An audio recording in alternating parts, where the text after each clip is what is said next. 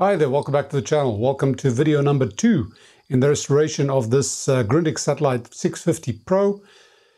This is the one that I am still really concerned about. A lot of mysteries here, a lot of digital mixed with analog. Digital scares me a bit. There's something else that I found scares me even more, and that is the way that the bottom board is fitted in here. It's very, very difficult to remove unless somebody knows the trick that I don't. But during this video, you'll see me remove that board and handle some of the issues that I believed this thing has got. The first thing, remember, I said I was going to handle was the power supply. Secondly, the audio amplifier. And the result is satisfying. It's relieving, put it that way. I'm relieved. Enjoy the video. Well, since the patience is on its side, you can probably guess that I've made a little bit of progress. I must admit the fear level is going down really fast, which is good because I've now started figuring things out. So it makes it a lot simpler. First of all, put a battery in there. All that does is keep your stored memories, station memories, and gives you your frequency as well as your time and date and everything else. Then let's go through the things I detected one at a time. I've actually found a supplier for the surround on here, so I can recone the speaker. I found a supplier in Germany. There's also someone who's selling the speaker itself. I believe there's a replacement speaker. I think it's from Visitron or something like that, but I'm not sure. The speaker itself is pretty special, so I think I'm just going to buy a reconing kit and recone that one. I've done it before. I did it on the Bang & Olufsen speakers, which is, well, came out quite easily. And it works very well. So that's the solution for that guy. What else have I found? That little pulley that I found on the bottom that I thought was from one of the dart strings. Well, it's not. It's actually from that rubber, the belt, the tuning belt, motorized tuning belt that is on here. So this thing had fallen off here. I don't know whether it's supposed to be held in place, but it's holding now, which is fine. And I was quite satisfied because I thought now the belt would be tightened enough to work, but unfortunately that wasn't sufficient. It's still slipping, so I need to get a new belt. And again, I found a supplier on the web.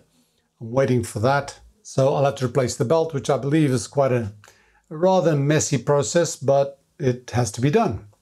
But then I thought, I looked one step further and I found something else. And then I thought, okay, now I'm going to get this to work. I found that this band here, this cord here, when it comes around a pulley over on this end, instead of going around the pulley, it was actually slipped out and was, well, moving around the base of the pulley. So I thought, right, definitely will work now. This thing is obviously being held back because of the friction. I thought, okay, it'll work now. Well, it still doesn't. So I guess the belt is definitely necessary. But so far, so good. That part, those I've got answers to. And yeah, it's proving to be a lot clearer than it was when I first started, which is a good thing because things were a little dull when I first started this thing. Then I started looking at the basic problem of not having any audio whatsoever. I figured it had something to do with the amplifier. I know that the radio section was working because I was getting sort of a field strength or a signal strength indicated on the indicator. So I did my usual business. I went and looked at the power section. What I'm running this from is battery, 9-volt battery, or rather the supply is providing 9 volts as if it were battery. So I looked at the line from the battery on the schematic. It goes through these various points here. This mains battery switch is actually a little clip that's on the mains socket. So when you push the mains socket in or the plug in, it makes or breaks this connection. This then goes on to the on-off switch, and if you follow this through, it says there 9 volts if it's on battery, and it goes along here, and then it comes up to the power amp. Now, I was actually measuring voltage at the collector of this transistor. Now, it's very easy to do when you've got the schematic. You've got a drawing of, or a picture of the traces, so you can follow that through. I measured 9 volts over here. And I wasn't measuring anything here. So I figured this resistor is blown out. This is a 47 ohm resistor. And this whole section here was not getting any voltage. So what I did was I temporarily soldered a resistor from the one point to the other, where the resistor goes. This is 47 ohm. It's in this sheath because it's temporary. I need to obviously put it in when I remove the board. And I got supply to the remaining parts of the radio. And now I'm going to show you what happens. I've got this thing on FM.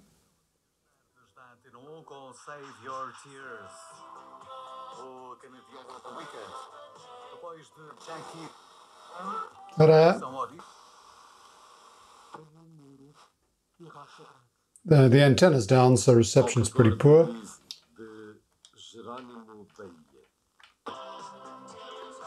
So that works.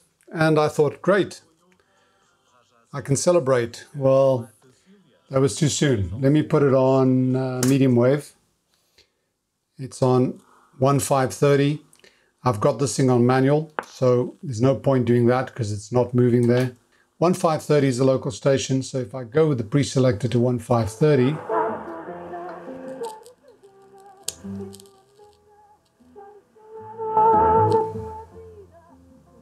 so it's working. And then I started celebrating, but this thing switches off every now and then. It just suddenly goes dead, the audio, and it's not that resistor. That resistor is fine, the 47 ohm that I've replaced. I've actually traced the signal, and I was using this, this is actually the new version of the signal tracer that I'm working on. I was tracing the signal. It went all the way to the first transistor after the volume control.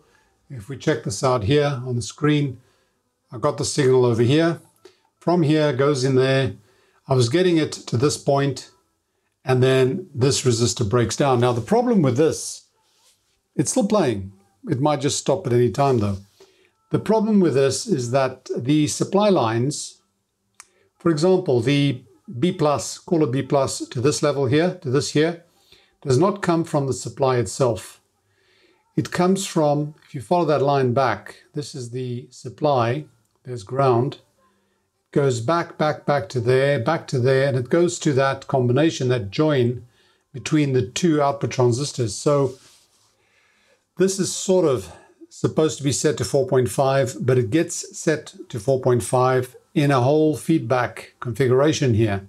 So it gets a bit tricky, but I did find that this thing was misbehaving. It could be this one, it could be someone further along, some transistor further along. But then again, I thought it could just be capacitors. Hang on. Oh, it's still there. It could just be capacitors. There are a lot of electrolytics on here. Having said that, there aren't that many, but there are some electrolytics. There's one there, there's another one. And these guys could actually be misbehaving. So it could be a combination of stuff. It could be transistors, but it could also just be, you know, capacitors that have aged and are leaking. And after a while, they misbehave more. I'm actually inclined to think it's the transistors, but if there we go, it stopped. That stays the same. See that? And the sound is just completely gone. That was about what, 5 minutes? Less than that. So back to the schematic. I'm going to remove the board, and I'm going to replace all the capacitors, test it again. I think I can test it with the board out.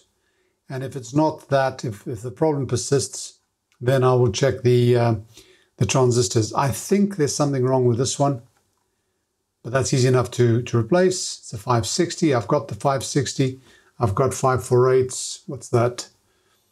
That one I don't have. BC 33825. I've got one of those. I've got that one. These guys I don't have, but I believe those are fine. I think the problem is actually somewhere over here. And that shouldn't be too much of a problem. This diode I've checked. It's working. It's fine. A lot of these resistors are fine. I thought maybe some resistor was opening up after a little while, but that normally happens more with transistors and diodes and capacitors, of course, if they're leaking. So I've got my work cut out for me. I'm going to flip this on its side, and I've actually got this thing with a string hooked up to a bar at the top there so it doesn't tip over. I'm always afraid that this thing will just fall and break all sorts of stuff. You don't want that. And I'm going to get cracking. I'll tell you what happens as soon as I've found something.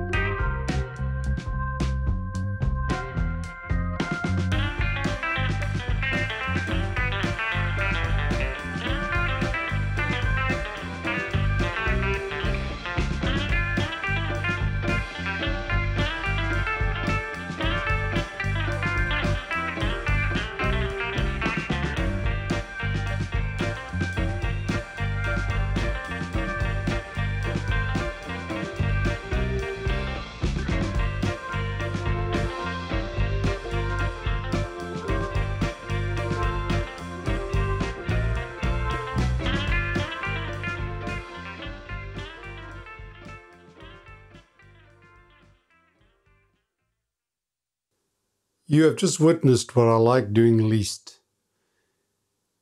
I tried to remove the boards, and I thought they'd actually flip out. Maybe they're supposed to, but I just can't get it to do that. So what I try to do is, with as little interference as possible, move them out. Now this one comes out beautifully. That one's easy to handle. The bottom one, not so much, because the wires, there's a whole levy of wires in there that's holding it sort of in place. And I'm loath to desolder this whole lot because inevitably I'll make a mistake. So I've got it out as far as I think it'll go without any problems. I have made a note of the desoldering that I did and everything else that I did. And of course I've got the video to refer to. You think I was doing this for you guys, right? No, it's for me to see how to put it back. And now I think I can get to the back of the bottom board as well. I can get to the solder connections very easily on the front or on the bottom. And I do believe I'll be able to get to the components over here. So I'm just going to have to do it slowly and carefully and see if I can get this all done without any mess ups. You can see on the bottom board there are a lot of capacitors there. I may have to sort of replace them all. Not sure yet. This is going to be fun. And then if I have to get to transistors, it's even more difficult. But slowly but surely, we'll get there. Let me get cracking. I've got some progress to report. I have gone through all the capacitors there. I did not remove them. I tested them, and they all test perfectly fine. So then I started focusing on the transistors. The first one was that one right at the beginning of the schematic, that one over there. And I removed it, but this was a real bummer to remove because it was right behind a big capacitor, this guy over here. This is the main filter capacitor. And it's one of those that's got 4 connectors. This has actually got 4 connectors. The ground are these 3, and then the capacitor itself is that one. Now this measures perfectly fine.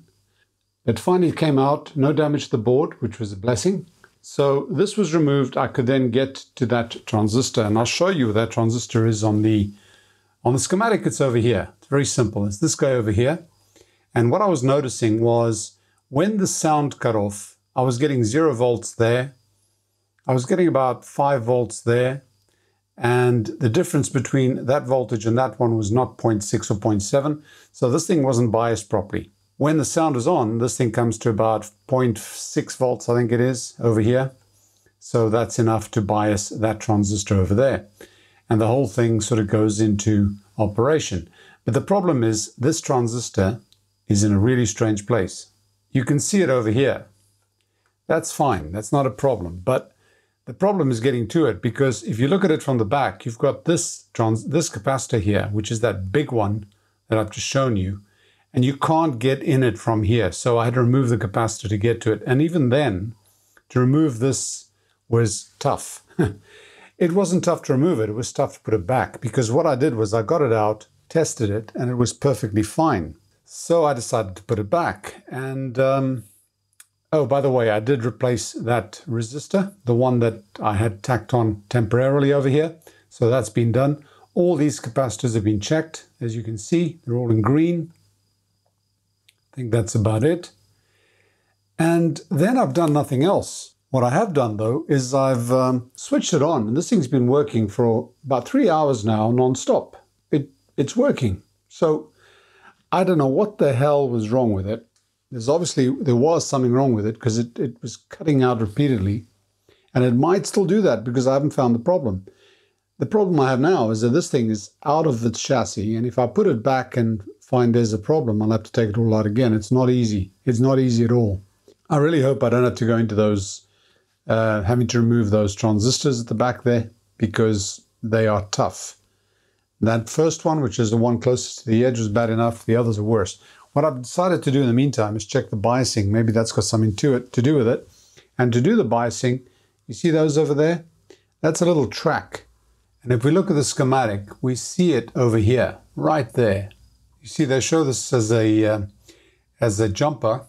So it's a blob of solder that's over there. You just wick the solder up, and then I've soldered a small wire there, another one there, and I've got the milliammeter connected there. And we can see it here, it's reading about 9 milliamps.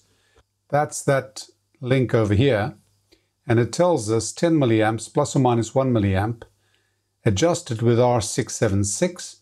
That is R676, okay? So that basically sets the quiescent current on there. And where is R676? We've got transistor 613, 612, those are the two output transistors, and we see 676 between there. This is obviously accessible from the back, and I've got that set there. I've got it at the back, I've got the volume on 0, and I'm going to try and adjust it to 10 milliamps.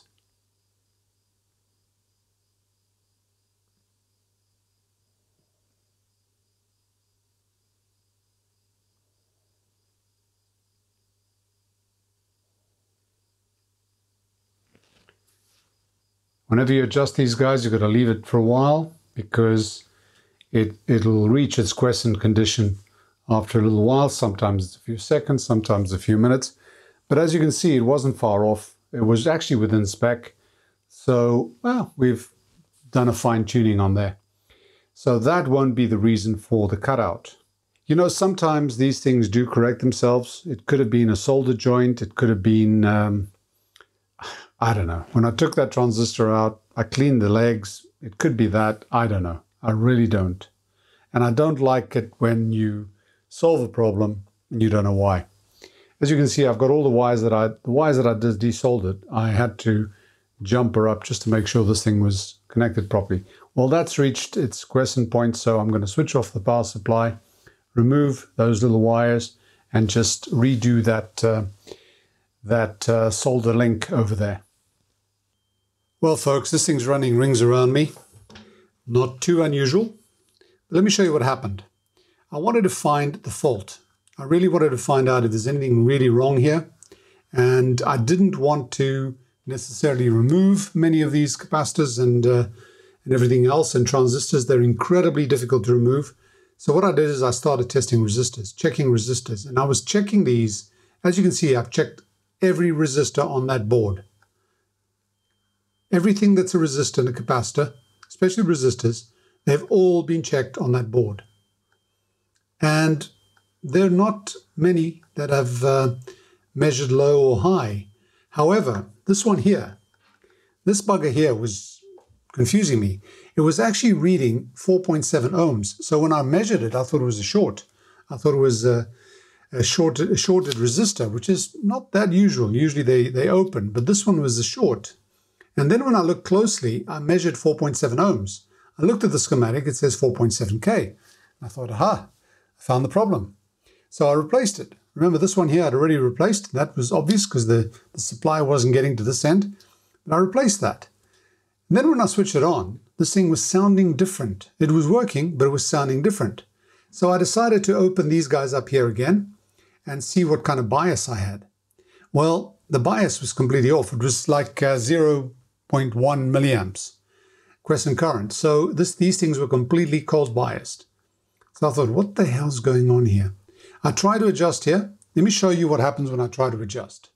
So I've got everything set up again with the little wires that I've soldered on there so that I can clip the multimeter leads. And I've got my multimeter little brother reading milliamps. Okay, no mystery so far.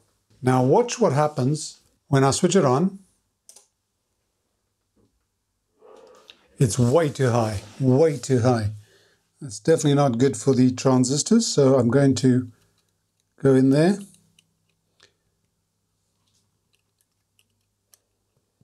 And I'm going to reduce it. And it goes almost to 0. Just a slight tweak, it goes all the way over the top. I cannot get that to 10 milliamps, no matter how hard I try. So I figured something's wrong with this resistor value. And I had an idea. I went and got out my Grundig Satellit 3400 schematic, which is over here. And if you recall from my previous work, I've got the full schematic. I went through the whole thing. It's working beautifully. And I went to the output stage, which is over here. I wanted to compare that to this output stage. And this is what we've got. If we compare one with the other, we've got those two transistors in push-pull. Okay, the same. There, those two over there. We've got 10 ohms, 10 ohms. We've got 10 ohms, 10 ohms. We've got that link over here. We've got that link over here. This one says 10 milliamps plus minus 1 milliamp. This one says 6 milliamps plus minus 1 milliamp. But so far, no big difference, right? Then we've got this transistor here, which is the GC269. And guess what? That's a GC269. That's that collector is feeding that the base of that transistor. Same as this one here. Okay. Then we've got across here from the emitter, across from the emitter to the bottom here, we've got 2K trimmer. From the emitter to the bottom, we've got a 2K2 trimmer, practically the same. We've got this wipe of the trimmer going to the base. Wipe of the trimmer goes to the base. There's a 180 ohm resistor. And there's a 180 ohm resistor. There we've got 47 ohms. And there we've got 47 ohms. Here we've got a diode, ST603. There's a diode 603. Even the number's the same, but the type of diode is an AA143. Same diode, okay? So far, so good. This thing's looking identical. If we go further up, we've got, what do we have here? We've got, what, a BC338, BC338. This is a 68 ohm. That one there is 120 ohm. No big deal. There's a feedback capacitor from here. That's 470 microfarads. There's that capacitor, 470 microfarads going to there. This thing is identical. This part of the circuit is identical. In fact, if we go one step further back and we look at this transistor over here, BC560, that's a 548. No, that one there, sorry. That's a 548. That's a 548. You've got a 27 picofarad from the base to the collector. 1K base resistor, same thing. Over here, 2K2, there's a 4K7, okay, 4K7, 4K7, slightly different, but this entire configuration is identical. So what is different? Well, the difference is this resistor here. This resistor here feeds back from the output.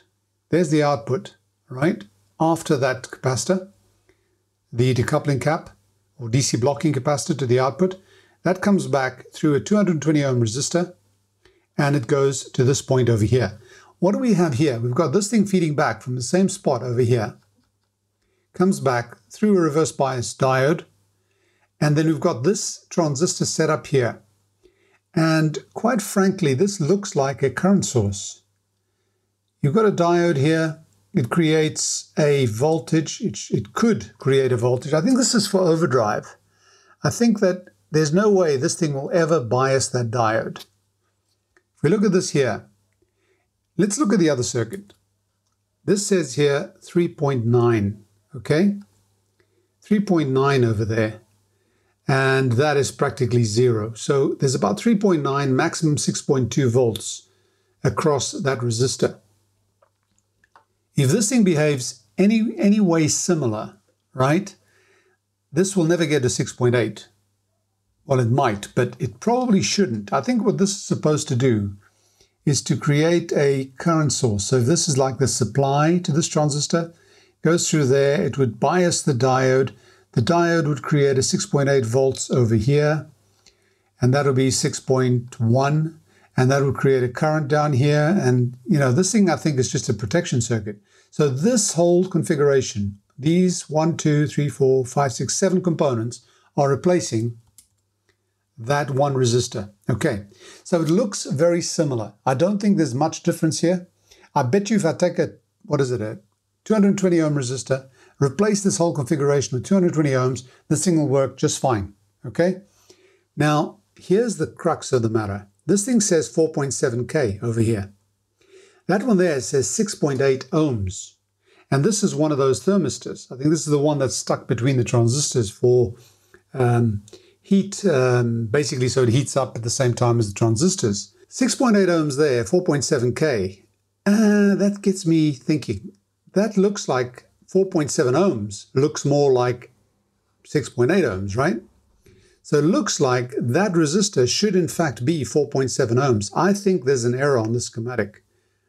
So what I'm going to do is I'm going to put that 4.7 ohm back and rebias this thing to 10 milliamps, which as we know from the previous experiment, we did quite easily. I think that's right. I think that's what I'm going to do, because this is probably either a trap I don't know whether they do that on purpose, but I have checked other schematics for this radio and it also says 4.7K. It just doesn't make sense though, because it's too far away from this. I was trying to figure out how this thing is biased and what sort of values you'd get there, but the fact that we can't get this thing to bias properly tells me that that was probably correct at 4.7 ohms. So that's what I'm going to do. I'm going to put it back and rebias it. And after quite a bit of time, she's back together. This thing took quite a bit to get the bottom in. You have to be very careful when you push those bottom parts in. You've got wires floating at the back there. You can't get them pinched. You can't flex them too much or they break. So yeah, okay, that's ready. I hope, I really pray I don't have to remove that board again, because that was not easy. That was not easy at all. But it's in together. And something else I want to show you, something that's really cool. Watch this.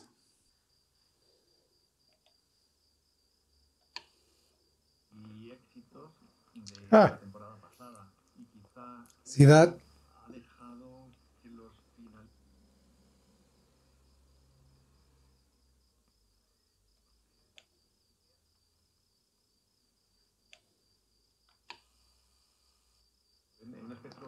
See that? Got that working, or did I? Actually, no, I'm cheating. Let me show you what I've done.